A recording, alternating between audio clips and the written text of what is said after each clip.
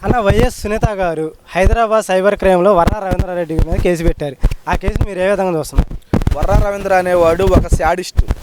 ఒక వైఎస్ సునీతారెడ్డి గారినే కానివ్వండి, వైఎస్ షర్మిలారెడ్డి గారినే కానివ్వండి, వంగలపూడి అనిత గారు కానివ్వండి, ఇంకా అనేక మంది తెలుగుదేశం పార్టీ మహిళా నాయకురాళ్ళ మీద అనేక విధాలుగా కేసులు పెట్టారు.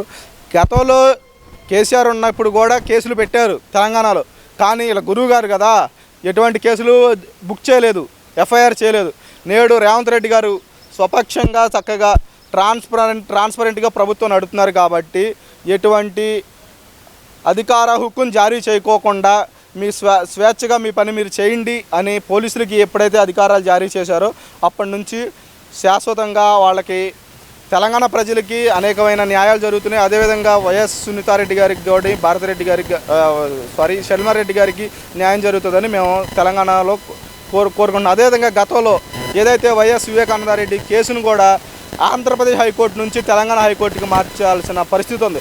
తన అన్న ముఖ్యమంత్రిగా ఉండగా తన అన్న రాష్ట్రం పరిపాలిస్తున్న ఆంధ్రప్రదేశ్ రాష్ట్రంలో హైకోర్టుని కానివ్వండి, పోలీసులు కానీ నమ్మే పరిస్థితి లేదంటే నీ కుటుంబ సభ్యులే నిన్ను నమ్మే పరిస్థితి లేరు. నా అక్క, నా చెల్లి, నా బిడ్డ, నేను నీ బిడ్డనంట, నువ్వు బిడ్డవు కాదు క్యాన్సర్ గడ్డవని నారా చంద్రబాబు నాయుడు గారు ఏదైతే చెప్పారో ఈ రాష్ట్రాన్ని క్యాన్సర్ గడ్డలాగా పట్టి పీడిస్తూ ఉన్నాం.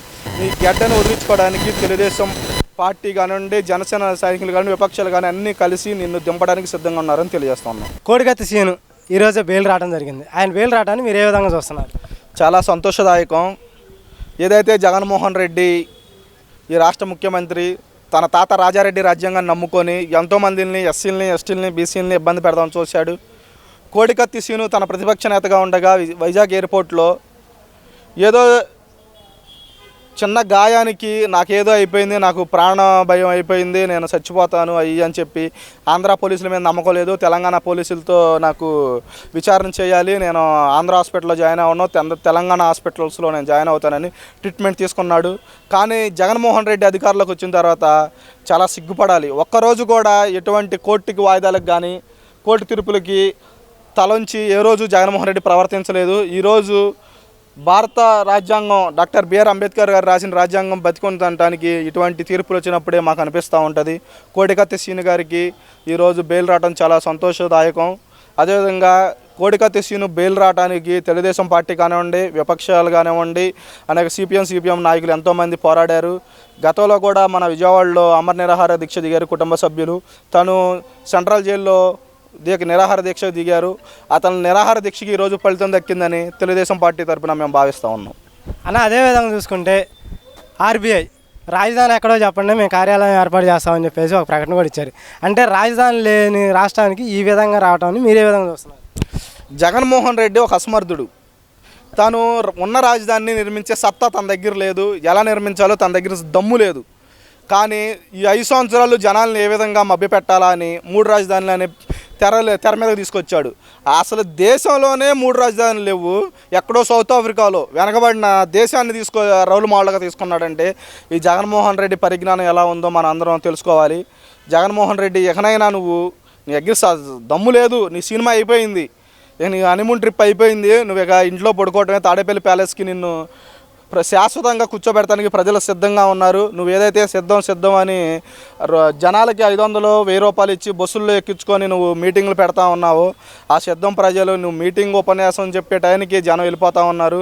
నువ్వు ఎన్ని ప్రయత్నాలు చేసినా నిన్ను ఓడించడానికి జనం సిద్ధంగా ఉన్నారు. సైకిల్ గుర్తు మీద గుద్ది నిన్ను శాశ్వతంగా ఇంట్లో కూర్చోబెడతానికి ప్రజలు సిద్ధంగా ఉన్నారని తెలియజేస్తూ ఉన్నాం. అదేవిధంగా వైజాగ్లో జగన్మోహన్ రెడ్డి అత్యంత పేదవాడు ఈ రాష్ట్రంలో, ఈ దేశంలో కూడా. సిగ్గుపడాలి. పేదవాడికి పెత్తందారులకి పోటీ అంటావు.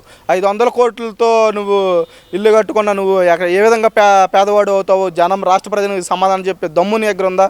అదేవిధంగా తాడేపల్లిలో కొంప, కడపలో కొంప, పులివెందులో కొంప, హైదరాబాద్లో కొంప, బెంగళూరులో కొంప, కోల్కతాలో కొంప, చెన్నైలో కొంప, ఎన్ని కొంపలున్నా నువ్వు ఎట్టా పేదవాడు అవుతావు? నువ్వు రాష్ట్ర ప్రజలకి సమాధానం చెప్పే దమ్ము నీ దగ్గర లేదు. నువ్వు ఏ విధంగా పేదవాడికి పెత్తందారులకి కురుక్షేత్ర యుద్ధం అంటున్నావో తెలియట్లేదు. నువ్వు పెత్తందారుడివి, మిగతా విపక్షాలు కానివ్వండి, ప్రతిపక్షాలు కావాలి పేదవాళ్ళు. నువ్వు ఒక ఎంపీ టికెట్ని 180 కోట్లకు అమ్ముకుంటున్నావంటే నువ్వు ఏ విధంగా పేదవాడువో ఈ రాష్ట్ర ప్రజలకి సమాధానం చెప్పే దమ్ము నీ దగ్గర లేదని తెలియజేస్తా ఉన్నాం. అన్న అదే జగన్మోహన్ రెడ్డి గారు మాట్లాడుతూ తోడేలు గుంపంతా ఒకటే వస్తుంది, సింహం మీ బిడ్డ సింగిల్గా వస్తున్నాడు అని చెప్పేసి అన్నారు. నిన్న చంద్రబాబు నాయుడు గారు ఢిల్లీలో అమిత్ షా కలవటానికి ఒక ఫేక్ ఫుడ్ అనేది క్రియేట్ చేశారు. నేడు అదే జగన్మోహన్ రెడ్డి గారు ఈరోజు సాయంత్రం ఢిల్లీ వెళ్ళటానికి మీరు ఏ విధంగా చూస్తున్నారు? కాళ్ళు పట్టుకోవడానికి వెళ్తా ఉన్నాడు. నారా చంద్రబాబు నాయుడు గారు ఎప్పుడైతే ఢిల్లీ పర్యటన మొదలేశారో తాడేపల్లి కొంపలో సొలజ్వరం మొదలైంది, వణుకు పుట్టింది. సజ్జల రామకృష్ణారెడ్డి ఏదో చెత్త సలహా ఇచ్చుంటాడు బ్రోకర్ గాడు. ఈ బ్రోకర్ గాడు ఇచ్చిన సలహాలకి ఈడు ఢిల్లీ పైన అయ్యాడు. అపాయింట్మెంట్లు దొరుకుతాయంటే అక్కడ చేశారంటే వాళ్ళ కాళ్ళు వీళ్ళ కాళ్ళు పట్టుకొని అపాయింట్మెంట్లు చూస్తానికి చూస్తాడు. అక్కడ అపాయింట్మెంట్లు దొరకవు, ఎవడ కాళ్ళని పట్టుకుందండి. సరే పోయి ఎవడదన్నా భేటీ అయ్యాడంటే వచ్చి దమ్ము నాలాగా ప్రెస్ మీట్ పెట్టి సమాధానం చెప్పే దమ్ముందా? తెలుగుదేశం పార్టీ నాయకులు కార్యకర్తలు ఎవరైనా సరే ఎక్కడికైనా వస్తే దమ్ముగా ధైర్యంగా ప్రెస్ మీట్ పెట్టి ప్రెస్ ముందే ఏం జరిగిందో చెప్తారు. ఈ జగన్మోహన్ రెడ్డి అన్న సమాధానం చెప్పే దమ్ముందా? పోనీ ఢిల్లీ పర్యటన వెళ్ళాడు, రాష్ట్ర ప్రయోజనాల కోసం వెళ్ళాడా? నీ స్వలాభం కోసం, నీ స్వప్రయోజనాల కోసం వెళ్ళావు. నువ్వు తమ్ముడు అవినాష్ రెడ్డిని కాపాడుకోవడానికి నువ్వు ఢిల్లీ పర్యటన చేసావు. అదేవిధంగా చంద్రబాబు నాయుడు గారు ఎక్కడ బీజేపీతో పొత్తు పెట్టుకుంటే నా అధికార పీఠం కోల్పోతానని ఈరోజు ఢిల్లీ పర్యటనకి వెళ్ళాడే తప్ప ఈరోజు ఈ రాష్ట్రానికి ఏమన్నా న్యాయం చేయడానికి, రైల్వే బడ్జెట్ తీసుకురావడానికి కానివ్వండి, ప్రత్యేక హోదా తీసుకురావడానికి కానీ, పోలవరం గురించి ప్రశ్నించడానికి కానీ వెళ్ళానని మేము అనుకోవడం లేదు. అన్న అంబటి రాంబాబు మాట్లాడుతూ చంద్రబాబు నాయుడుది విజనరీ కాదు విషయం అని చెప్పేసి అంటున్నారు. ఆయన వ్యాఖ్యలు మీరు ఏ విధంగా చూస్తున్నారు? అంబటి రాంబాబు పోలవరంలో క్యూసెక్లకి టీఎంసీలకి తేడా తెలియని వ్యక్తి కూడా ఈరోజు మాట్లాడుతూ ఉన్నాడు. అంటే సంక్రాంతికి డ్యాన్స్లు వేసుకునే సంబరాల రాంబాబు అడిగే ప్రశ్నలకు కూడా మేము సమాధానం చెప్తే మా విలువ పోద్ది సోదరా. చంద్రబాబు నాయుడు గారిని ప్రశ్నించేంత సత్తా ఇతని దగ్గర ఉందా? పెన్షన్ డబ్బులు కూడా కబ్జా చేసుకునే దుర్మార్గుడు ఈ అంబటి రాంబాబు. ఇతని గురించి మాట్లాడితే మన నైతిక వెలిగిపోతుంది బ్రదర్. కొడాలి నాని మాట్లాడుతూ మాకు అపాయింట్మెంట్ కావాలంటే ఢిల్లీ వెళ్తే చాలు, రేవంత్ రెడ్డితో మాకు పని లేదని చెప్పేసి మాట్లాడుతున్నారు. ఆయన వ్యాఖ్యలు మీరు ఏ విధంగా చూస్తున్నారు?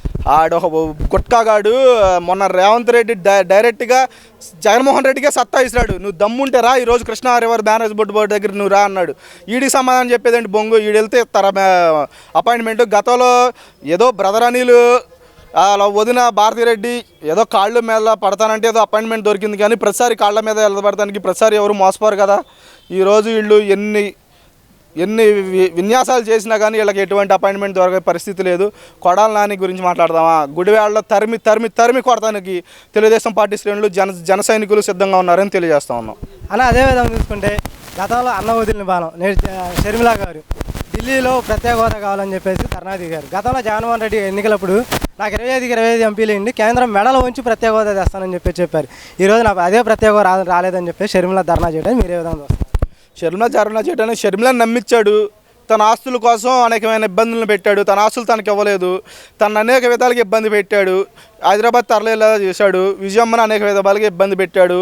ఈరోజు షర్మిల కానీ తన వ్యక్తిగతంగా తను కాంగ్రెస్లో చేరి పార్టీ కోసం, తను ప్రజల కోసం, కష్టాల్లో ఉన్న ఆంధ్ర ప్రజల కోసం పోరాడుతూ ఉంటే చంద్రబాబు నాయుడు గారు ఏదో స్క్రిప్ట్ రాసి పంపించారు.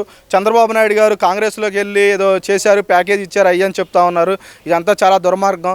సొంత చెల్లెల మీద నీ తోబుట్టు సొంత చెల్లెల మీద నువ్వు సోషల్ మీడియాలో కులాన్ని గురించి కూడా కించపరిచేలాగా నువ్వు మాట్లాడుతున్నావు అంటే నీ స్థాయి, నువ్వు ఎంత ఫ్రస్ట్రేషన్లో ఉన్నావో ఆంధ్ర రాష్ట్ర ప్రజలు మొత్తం గమనిస్తూ ఉన్నారు. నీ సినిమా అయిపోయింది. నువ్వు తాడేపల్లి కొంపలో శాశ్వతంగా కూర్చోడానికి సిద్ధంగా ఉండమని తెలుగుదేశం పార్టీ తరఫున మేము